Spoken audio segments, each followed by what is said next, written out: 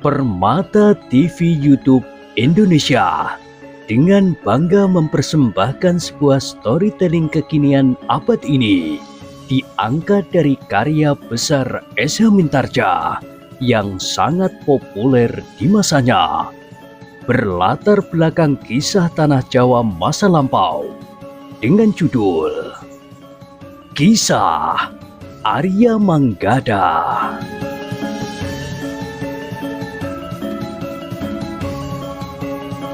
Pada kesempatan yang sangat baik ini, kita masuk pada episode yang ke-173. Selamat menikmati.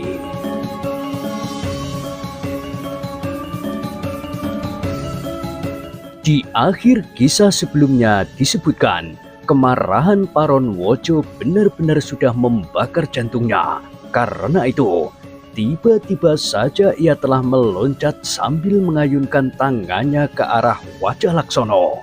Tetapi Laksono sudah bersiap sepenuhnya. Dengan tangkas ia bergeser surut, sehingga tangan Paron Wojo tidak menyentuh kulitnya.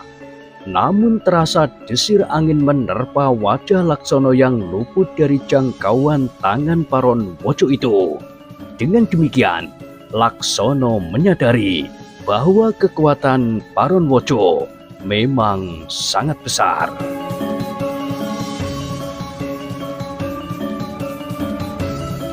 Sementara itu, ketika Paron Wojo mulai menyerang Laksono, maka Manggada tidak menyia-nyiakan waktu.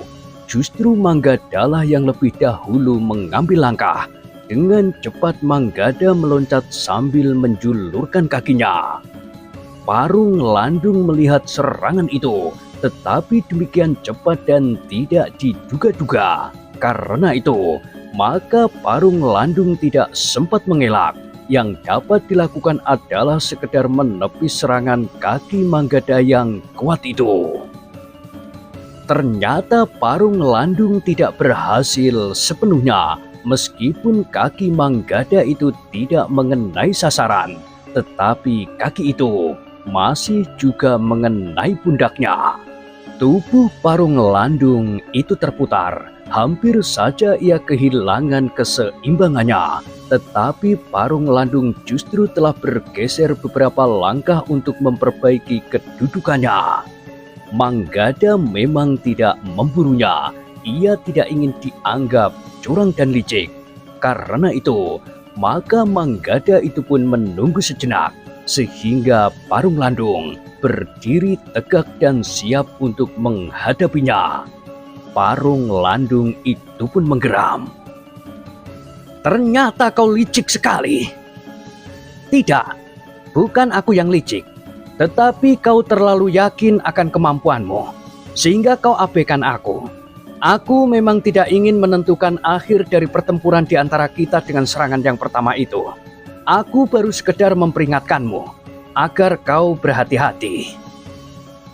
Kau dapat saja membuat 1000 macam alasan, tetapi sekarang, marilah kita buktikan. Siapakah di antara kita yang akan dapat keluar dari pertempuran ini utuh? Bukan hanya namanya. Manggada menarik nafas dalam-dalam. Lawannya ternyata memang seorang yang sangat yakin akan kemampuannya. Karena itu, maka Manggada pun telah bersiap sebaik-baiknya untuk menghadapinya.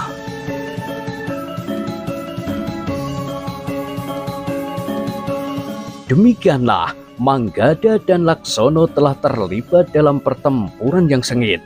Lawan mereka juga masih muda, tetapi Parung Landung dan Paron Wojo agaknya lebih tua dari lawan-lawan mereka. Pertempuran antara anak-anak muda itu pun dengan cepatnya meningkat. Jantung mereka lebih cepat membara dan darah mereka lebih cepat mendidih. Sehingga beberapa saat kemudian, maka pertempuran itu menjadi semakin garang dan segenap kemampuannya dikerahkan. Parung Landung dan Paron Wojo yang terbiasa hidup dalam petualangan sama sekali tidak merasa canggung. Bahkan mereka pun berusaha dengan cepat untuk mengakhiri lawan-lawan mereka, agar mereka segera dapat terlibat dalam pertempuran melawan para cantrik dari padepokan itu. Adalah sangat menggembirakan untuk membantai cantrik-cantrik pemula yang masih belum banyak berpengalaman. Tetapi ternyata mereka tidak dapat melakukannya semudah yang pernah mereka lakukan sebelumnya. Kedua anak muda yang mereka hadapi itu ternyata adalah anak-anak muda yang berbekal ilmu, sehingga untuk beberapa saat mereka masih mampu mengimbangi ilmu mereka. Karena itu, setelah bertempur beberapa saat lamanya, Parung Landung justru mengumpat-umpat kasar. Ternyata tangan Manggada sempat menggapai keningnya, meskipun tidak terlalu keras. Namun sentuhan itu sendiri membuat kemarahan Parung Landung semakin memuncak. Karena itu, maka Parung Landung pun telah menghentakkan kemampuannya pula dengan serangan-serangan beruntun yang sempat mengejutkan Manggada. Karena itu, Manggada telah terdorong surut.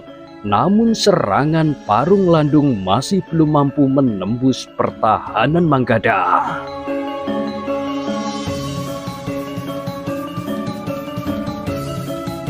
Parung Landung menggeram. Ia tidak mau mengalami kenyataan itu.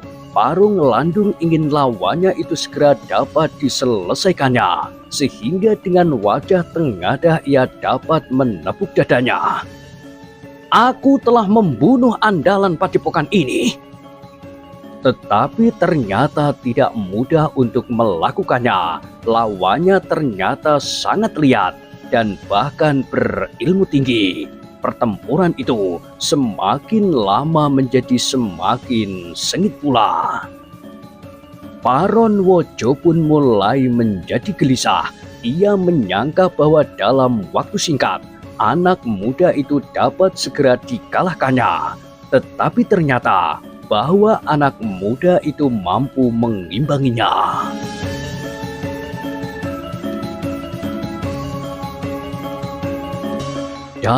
Pada itu, di belakang pintu butulan sebelah kanan, Ki Joko Prono telah menghentikan dua orang yang disangkanya kembar.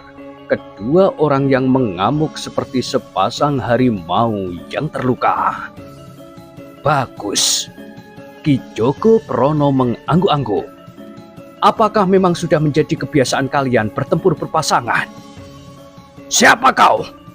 Bertanya Krendowo. Pertanyaanmu aneh. Seharusnya kau tahu bahwa aku adalah salah satu dari penghuni padepokan ini. Maksudku, siapa namamu? Bentak Krendowo. Ki Joko Prono tersenyum. Katanya, namaku Joko Prono. Aku mendapat perintah untuk menghentikan kalian berdua. Nah, jika kalian memang terbiasa bertempur berpasangan karena kalian anak kembar, maka aku tidak berkeberatan. Kami bukan saudara kembar, geram Mingkoro. Umur kami bertaut hitungan tahun. Oh, Ki Joko Prono mengangguk-angguk. Tetapi wujud kalian tidak ubahnya dua orang kembar. Agaknya matamu lah yang kabur, geram Mingkoro. Aku tidak peduli apakah kalian kembar atau tidak. Yang penting bagiku, jika kalian terbiasa bertempur berpasangan, marilah, aku ingin menjajaki kemampuan kalian berdua. Kau terlalu sombong kakek tua. Betapapun tinggi ilmumu, wadakmu sudah tidak membantu. Kau sudah terlalu tua untuk bertempur di medan yang garang menghadapi petualangan yang terbiasa dengan kekerasan. Bahkan seandainya kalau matahari yang menyala di langit itu, kau pun sudah memasuki masa senjamu. Ki Joko Prono tertawa. Katanya, sinar matahari senja masih akan mampu membakar bibir Mega di langit. Cahaya layung di senja hari masih dapat membuat mata puluhan orang menjadi sakit. Iblis kau, geram Krendowo. Suaramu seperti sentuhan welat di telingaku. Pedih. Karena itu bersiaplah untuk mati. Kami ingin menunjukkan betapa kami mampu bertempur berpasangan melampaui orang kembar sebenarnya. Ki Joko Prono masih tertawa. Katanya, marilah, aku sudah siap.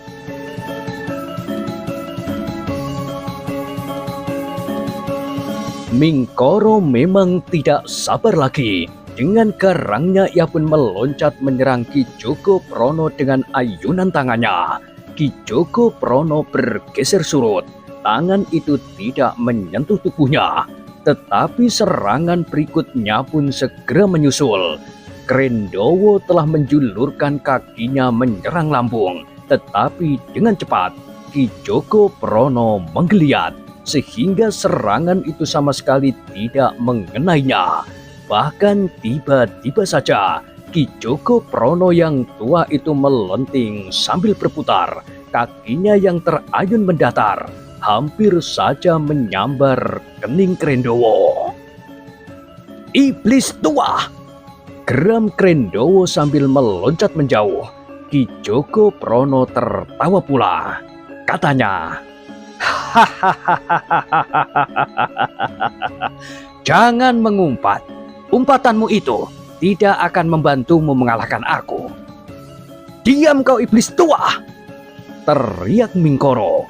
Tetapi Ki Joko Prono tertawa semakin keras. Demikianlah pertempuran pun semakin lama menjadi semakin sengit. Krendowo dan Mingkoro memang bertempur berpasangan. Tetapi ternyata bahwa Ki Joko Prono benar-benar seorang yang berilmu tinggi. Semakin lama Krendowo dan Mingkoro bertempur melawan orang tua itu, maka mereka pun semakin meyakini akan tingkat kemampuannya. Sehingga kedua orang yang dianggap kembar itu harus meningkatkan ilmunya pula.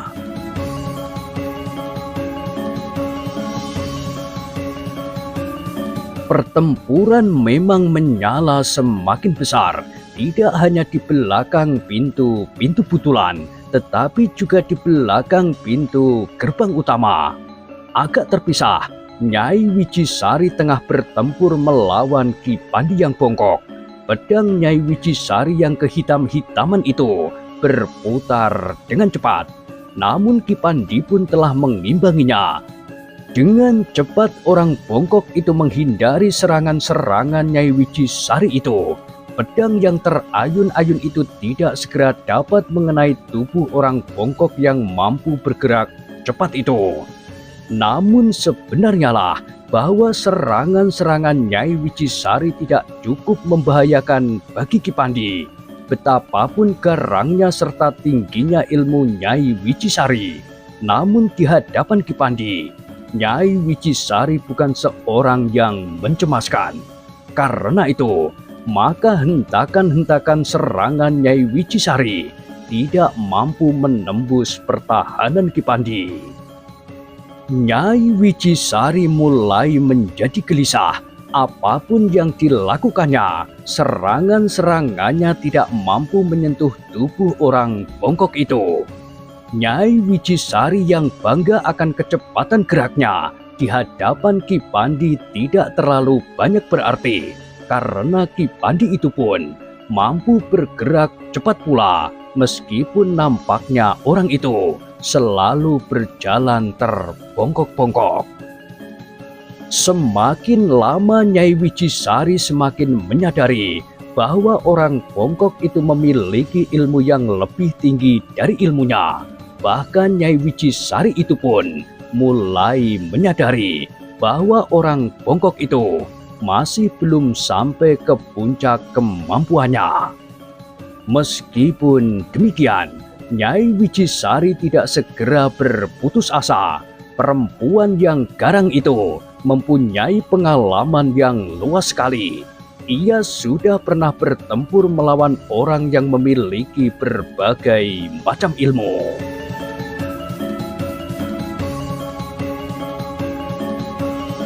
Sementara itu, Nyai Wicisari masih merasa mempunyai puncak ilmu yang masih belum diterapkan. Meskipun Nyai Wicisari itu tidak yakin bahwa puncak ilmunya itu akan dapat mengakhiri pertempuran itu, namun ia harus mencobanya. Nyai Wicisari sendiri mencemaskan keraguan-raguannya sendiri. Biasanya ia tidak pernah merasa ragu menghadapi lawan yang betapapun garangnya.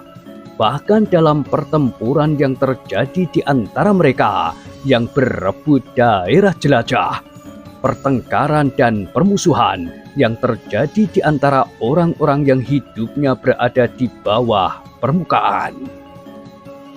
Namun pada itu, Nyai Wicisari pun merasa heran bahwa serangan-serangan Ki Pandi pun tidak pernah membahayakannya. Sekali-sekali seruling Ki Pandi memang pernah menyentuh kulitnya, tetapi sama sekali tidak menyakitinya. Seakan-akan Ki Pandi itu hanya ingin membuktikan betapa rapuhnya pertahanan Nyai Wicisari itu di hadapan Ki Pandi yang bongkok itu.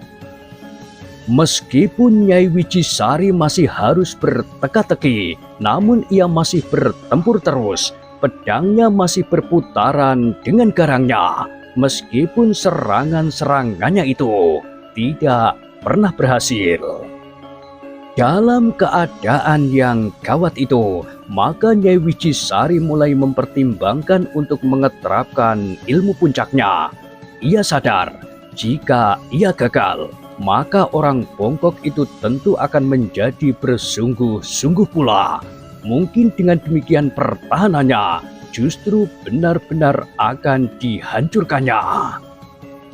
Tetapi akibat yang paling buruk harus dijalaninya, karena sejak semula Nyai Wicisari sudah memperhitungkan kemungkinan yang demikian akan dapat terjadi atas dirinya. Tetapi Nyai Wicisari memang tidak dengan serta-merta mengeterapkan ilmu puncaknya.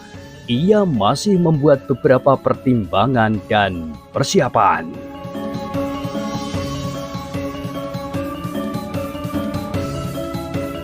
Sementara itu, dua orang pengawalnya masih juga bertempur dengan sengitnya melawan dua orang cantrik yang datang bersama Ki Pandi. Nampaknya mereka memiliki kesempatan yang sama pula.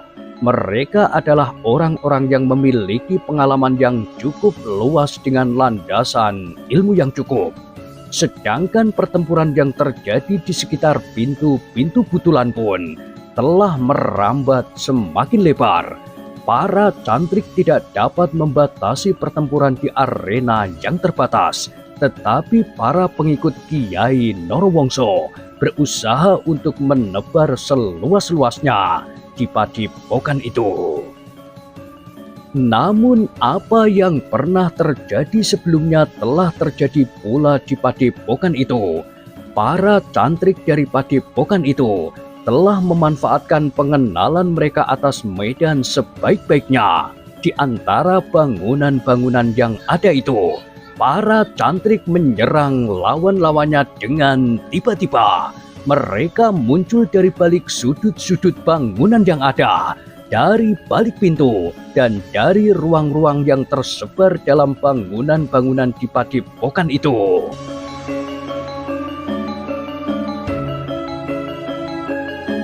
Para cantrik pemula yang terdiri dari anak-anak muda yang belum lama berada di padepokan menyerang lawan-lawan mereka dalam kelompok-kelompok kecil.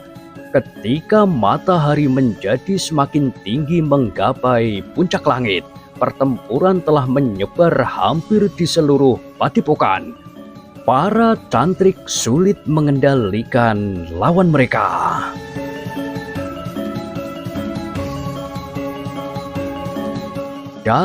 Pada itu, Ki Lemah Teles dan Ki Warono yang sudah turun dari panggungan telah menghilang di antara bangunan yang ada di padepokan itu. Bersama beberapa orang cantrik pemula, mereka berusaha menemukan lawan di sela-sela bangunan. Ki Lemah Teles kadang-kadang membiarkan para cantrik pemula untuk mendapatkan pengalaman, tetapi dalam keadaan yang gawat, maka Ki Lemah Teles telah berusaha untuk mengurangi kekuatan lawannya. Seperti sosok hantu di terik cahaya matahari, Ki Lemah Teles telah berhasil menyusut lawan cukup banyak. Tetapi sebenarnya lah, Ki Lemah Teles bukan seorang pembunuh. Ia selalu berusaha melumpuhkan lawan-lawannya tanpa membunuhnya. Dalam pada itu, pertempuran tidak jauh dari pintu gerbang utama masih berlangsung dengan sengitnya. Kiai Norowongso ternyata tidak segera mengalahkan lawannya yang dianggapnya sudah terlalu tua untuk turun ke medan pertempuran. Lawannya, Ki Ajar Panguan, benar-benar seorang yang berilmu sangat tinggi, sehingga ilmunya sama sekali tidak dapat disusul oleh umurnya yang semakin tua.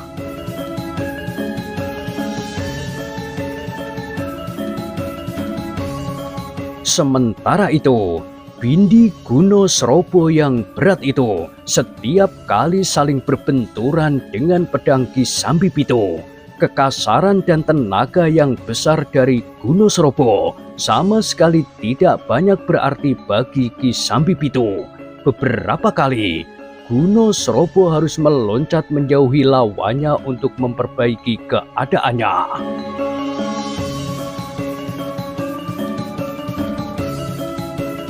Namun rasa-rasanya ujung pedang Ki Sambipito selalu memburunya. Meskipun Guno Srobo beberapa kali berusaha menjauh, namun Ki Sambipito itu selalu saja lekat di hadapannya. Serangan-serangannya menjadi semakin berbahaya.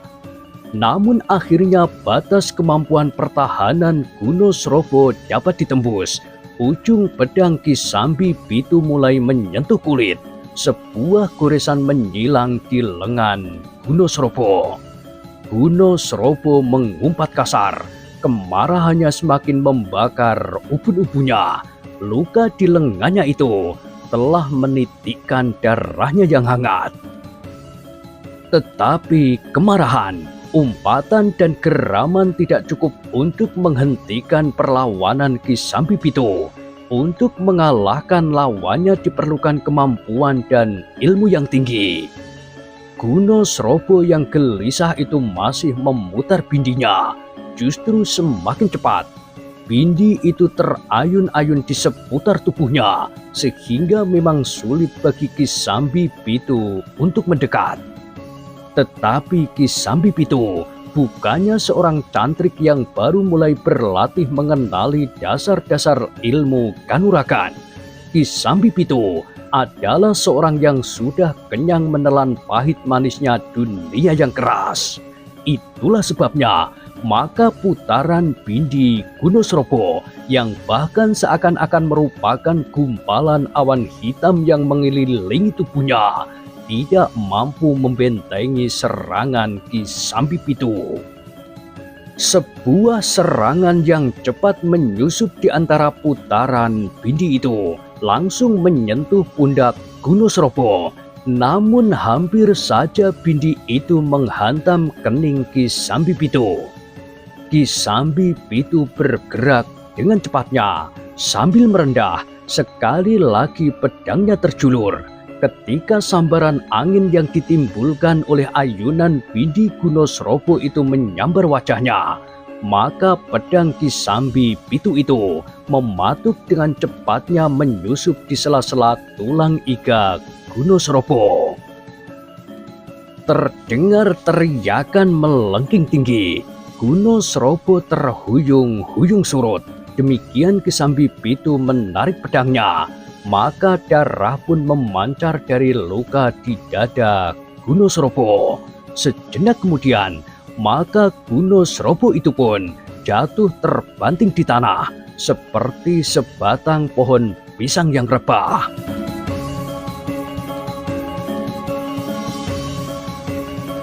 Sejenak kemudian maka Gunosrobo itu pun jatuh terbanting di tanah seperti sebatang pohon pisang yang rebah. Kematian Gunosrobo menimbulkan kegelisahan yang mencekam jantung para pengikut Kiai Norowongso. Ki Gunosrobo menurut pengertian mereka adalah seorang yang berilmu tinggi. Ia merupakan kepercayaan Kiai Norowongso di medan pertempuran. Apalagi Ki Gunosrobo adalah adik Kiai Norowongso yang diharapkan akan menggantikannya memimpin padepokan yang akan ditinggalkan oleh Kiai Norowongso dan Nyai Wijisari. Ki Sambi Pitu yang berdiri termangu-mangu sambil menggenggam hulu pedangnya yang basah oleh darah itu tercenung sejenak memandangi tubuh yang terbaring diam. Namun ia tidak mempunyai banyak kesempatan. Beberapa orang pengikut Kiai Norowongso serentak telah menyerang Ki Sambi Pitu. Ki Sambi Pitu pun dengan cepat berloncatan menghindar. Sementara itu, para cantrik pun tidak membiarkan lawan mereka bergerak leluasa. Tetapi pertanda-pertanda buruk itu telah nampak pada pasukan Kiai Norowongso. Ternyata kekuatan yang mereka hadapi jauh lebih besar dari perhitungan mereka. Bahwa di padepokan itu terdapat beberapa orang berilmu tinggi yang sebelumnya tidak pernah mereka duga. Satu-satunya orang yang mereka perhitungkan mempunyai ilmu yang tinggi itu adalah Kiai Banyu Bening sendiri. Tetapi justru Kiai Banyu Bening itu sudah tidak ada. Yang ada adalah beberapa orang yang berilmu tinggi. Kematian Gunosrobo merupakan satu pukulan yang berat bagi Kiai Norowongso. Kecuali Gunosrobo adalah adiknya. Ia termasuk orang yang cerdik dan berilmu tinggi.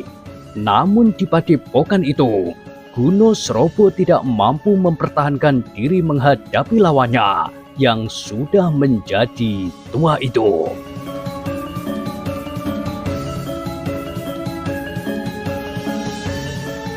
Sementara itu, Kiai Norowongso sendiri mengalami kesulitan menghadapi Ki Ajar Panguan. Kiai Norowongso yang memiliki pengalaman yang sangat luas itu harus menghadapi kenyataan bahwa di padepokan itu terdapat seorang yang mampu mengimbangi ilmunya. Sedangkan yang seorang lagi masih juga bertempur melawan Nyai Wijisari. Nampaknya Nyai Wijisari yang bertempur tidak jauh dari sebuah tugu sebagai alas sebuah nisan kecil itu juga tidak segera dapat mengalahkan lawannya. Dari mana saja orang-orang berilmu tinggi yang berkumpul di padepokan ini? Bertanya Kiai Norowongso di dalam hatinya. Kiai Norowongso pun bertanya-tanya pula kepada diri sendiri. Bagaimanakah dengan Parung Landung dan Paronwojo, serta Krendowo dan Mingkoro? Tetapi Kiai Norowongso tidak mempunyai banyak waktu untuk merenungi keadaan. Ki Ajar Panguan telah melibatkan dalam pertempuran yang sengit. Hampir tidak ada waktu sekejap pun untuk memperhatikan keadaan, kecuali jika Kiai Norowongso itu sengaja mengambil jarak.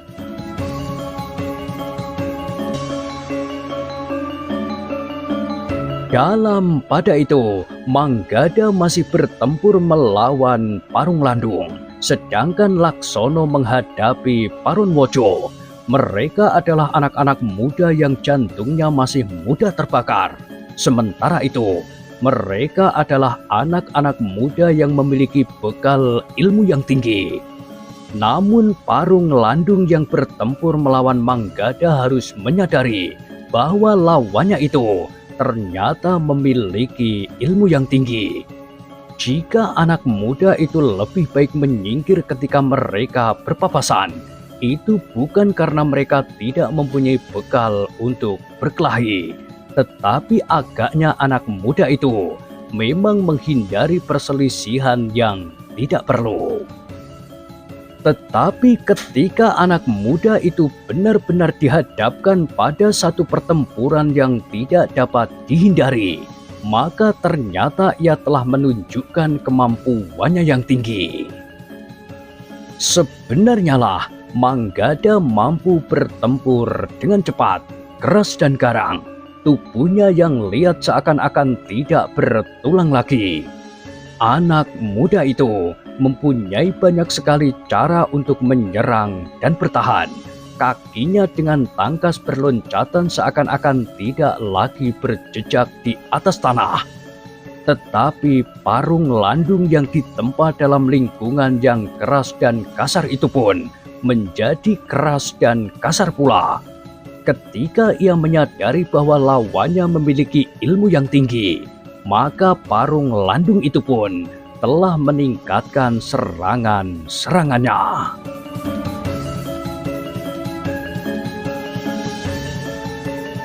Dengan demikian, maka pertempuran pun menjadi semakin sengit. Serangan-serangan parung landung menjadi semakin garang.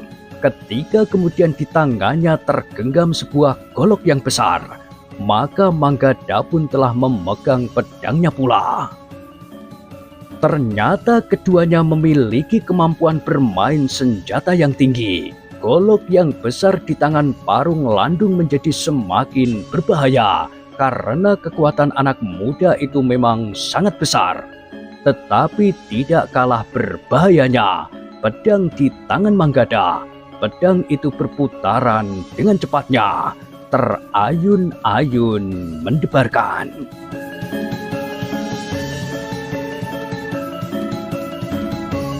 Sementara itu, Laksono dan Paron Wojo pun masih juga bertempur dengan sengitnya pula. Keduanya juga sudah menggenggam senjata. Benturan-benturan telah terjadi dengan kerasnya. Kedua-duanya memiliki kekuatan yang besar. Namun Laksono yang telah ditempa dalam kehidupan hutan bersama Manggada dan Ki Pandi itu dengan cepat menyesuaikan diri dengan gaya permainan senjata lawannya. Karena itu, apapun yang dilakukan oleh Mingkoro, Laksono dapat mengimbanginya. Justru karena itu, kemarahan Mingkoro bagaikan telah menyulut ubun-ubunnya. Dihentakkannya kemampuan dan ilmunya untuk mengatasi ketangkasan lawannya.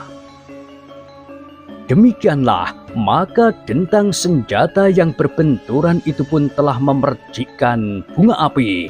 Senjata-senjata yang terbuat dari baja pilihan itu berputaran, menyambar, mematuk dan saling mendera. Sementara itu, pertempuran antara para pengikut Kiai Norowongso dan para penghuni padepokan itu pun menjadi semakin sengit pula. Satu-satu korban pun berjatuhan. Beberapa orang yang sempat telah menyingkirkan kawan-kawan mereka yang terluka agar mereka tidak terlanjur mati terinjak-injak kaki mereka yang sedang bertempur.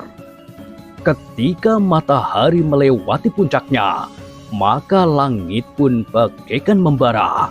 Panasnya seakan-akan menyusup tubuh dan menghanguskan tulang. Sementara itu, pertempuran masih saja berlangsung dengan sengitnya.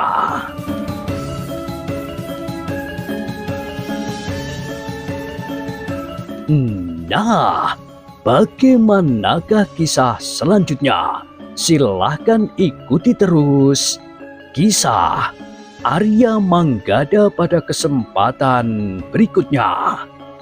Sampai jumpa.